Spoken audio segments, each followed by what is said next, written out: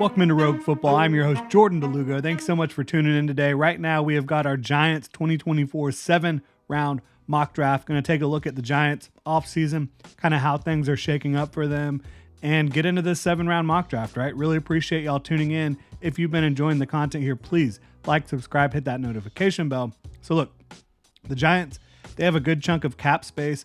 Coming off a really disappointing season, there were injury situations that really hampered them in 2023, and that was following a season in which they overexceeded expectations. They made the playoffs. They won a playoff game in year one with Brian Daboll as head coach, with Joe Schoen as your GM. They have a good chunk of cap space, as I mentioned, about $30 million according to overthecap.com, but a lot of impending free agents as well. Xavier McKinney, one of the best young safeties in the league. He's been in the league with them for a while now, but only 24 years old. Saquon Barkley, one of the most talented runners on the planet. Adoree Jackson, a starting corner. Isaiah Simmons as well. There are a long list of other contributors that are set to hit free agency as unrestricted free agents. The Giants have a lot of decisions to make in that regard. I think you obviously want to bring back Xavier McKinney. I don't know if you want to pay Saquon or not at this point in your build. We'll see how it plays out. I think losing Saquon would absolutely hurt. But looking at the rest of this offseason, I think the Daniel Jones situation, it's massively important. Figuring out what you're going to do at quarterback long term. Obviously, injuries, poor play, and not helping him out has been issues, right? He has not had the necessary help around him. But I think it is time to hedge that bet. You have had injuries. You haven't really seen anything that where you can say, we're planting our flag with Daniel Jones. He is our quarterback long term. Obviously, they gave him the contract that was probably a little bit of a overspend, putting it nicely. You don't have to find someone necessarily to start in 2024 because Daniel Jones should be ready health-wise for the regular season. But maybe you can bring someone in that if/when things are not going well with Danny Dimes or there's another injury, you can pivot. And obviously you could bring back Tyrod Taylor, who I think is a fine backup, but not a long-term plan at all, more of a bridge plan if that's going to be the way you roll with it. But I think you want to surround Daniel Jones or whoever you bring in to maybe be the replacement with the pieces they need, right? On the offensive side of the ball. You want to upgrade your defense as well. Lots of questions for Joe Schoen and Brian Daboll and company, but they have a draft that has, 4 picks in the top 75 in the top 108 so far. So I think they have a lot of opportunities to upgrade what they currently have. Again, they do have some cap maneuverability. They do have cap space to spend. We'll see how it plays out here, but getting into this mock draft at number 6 overall, they sit in a prime position to land an excellent wide receiver. In my opinion, there's a clear top 3 wide receivers in this class. When you talk about Marvin Harrison Jr., Malik Neighbors, and for me, Odunze is my number 2 wide receiver and one of the top 3 prospects on my board. I think the more you look at him, the less questions you have. He has tremendous hands, ball skills. He's a good route runner. He has the size at 6'3", over 215 pounds. Very savvy route runner. Knows how to create late separation, use late hands, and then you talk about the athleticism that he brings to the table. He can go up and get the football. He can separate at a high level. Former track guy, I think he's going to run faster than some people expect at the combine. Odunze at 6 overall, to me, gives you that true alpha wide receiver, that true number 1 receiver that the Giants have been missing for so long, and gives whoever's playing quarterback an option, a safety valve at receiver that they can really feel comfortable with in pretty much every situation because, again, he can win contested catch situations. He can separate down the field, and he can also move the chains for you. So I think Odunze would be a fantastic add for the Giants at 6 overall. At 39 overall, their second pick, this is where I have the Giants kind of hedging their bet on Daniel Jones because, look, we heard Joe Schoen talk about it.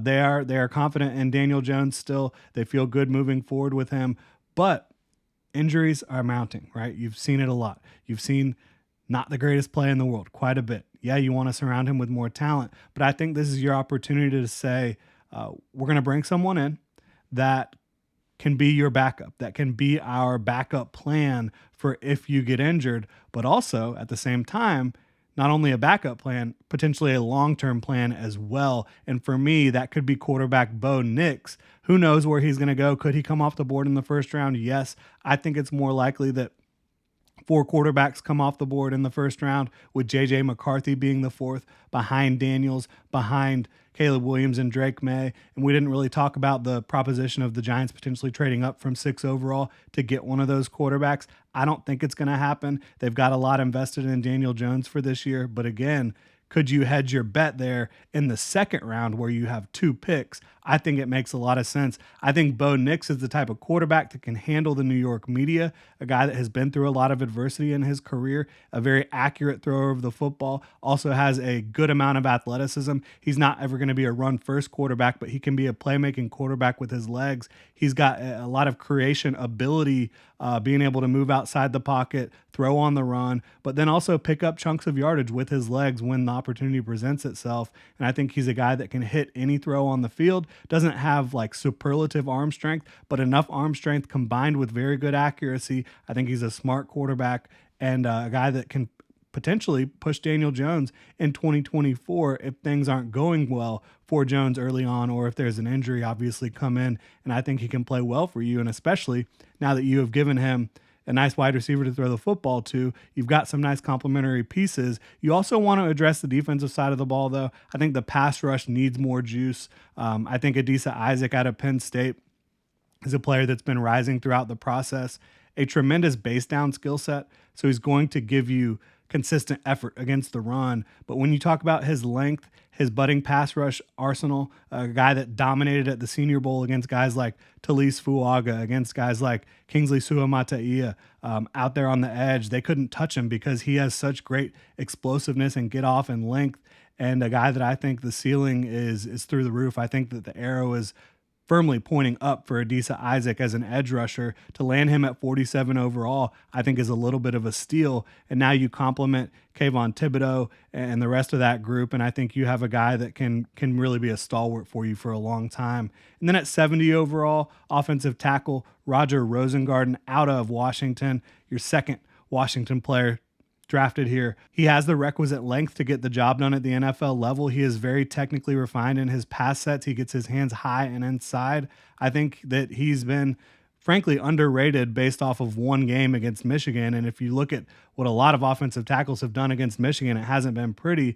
And now you talk about what do you do here with your offensive line? You know, you drafted Evan Neal a couple years ago.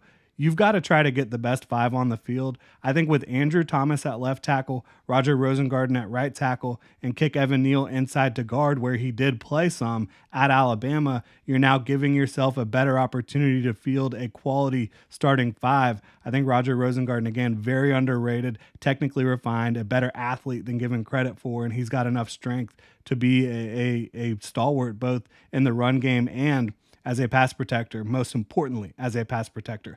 At 108 overall, running back Marshawn Lloyd, I think this is the type of pick where Lloyd, maybe 10 years ago, probably could have been an early pick in the NFL draft 15 years ago. The running back devaluation gives you an opportunity here to replace Saquon Barkley with not someone who is on the same level as Saquon Barkley, but someone who is 5'9", 217 pounds. He can run like the wind. He's got dynamic, game-changing ability at the running back position. He's also got enough power to run through arm tackles. He's got contact balance. So I think Marshawn Lloyd at 108 overall gives you the opportunity to potentially replace Saquon Barkley much cheaper. You're not getting the same type of player, but you are getting someone who can flip the field really quickly for you. He can press the line of scrimmage. He can explode past defenders. He's got creativity in the open field. He's got the juice you're looking for at the running back position, but also has enough power to, I think, hold up and be a guy that can get 15 to 20 touches a game easily for you. And then at 140 overall, I mentioned Adoree Jackson probably heading elsewhere in free agency. Cornerback Andrew Phillips out of Kentucky, an underrated prospect in this class for me, went to the Senior Bowl and was incredibly sticky. You pop on the tape at Kentucky again, in these man situations, he can mirror movements and he can stick with receivers all over the field. I think Andrew Phillips is going to be a riser, someone who will test well at the combine this week, and someone that if you can get him at 140 overall, he definitely has starting potential and a guy that can help you out tremendously. And then at 185 overall, I have safety Malik Mustafa. Thought it was Malik.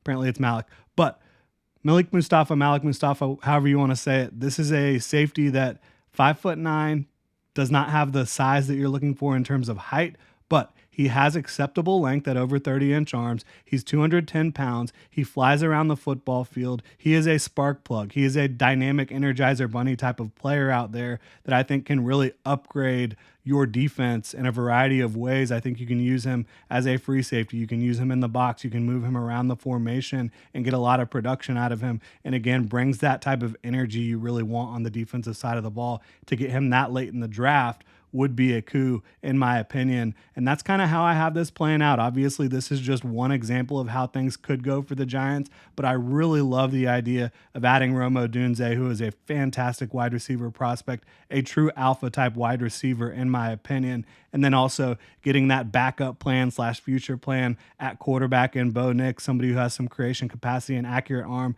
can hit anywhere on the field, and does know how to kind of take what's there when he needs to do that. I think that when you have a Odunze, when you have a Marshawn Lloyd, when you have some of the other weapons that the Giants have, that's going to serve him well. And then you're upgrading the offensive line with Roger Rosengarten, and then potentially upgrading the interior of the offensive line by kicking Evan Neal inside.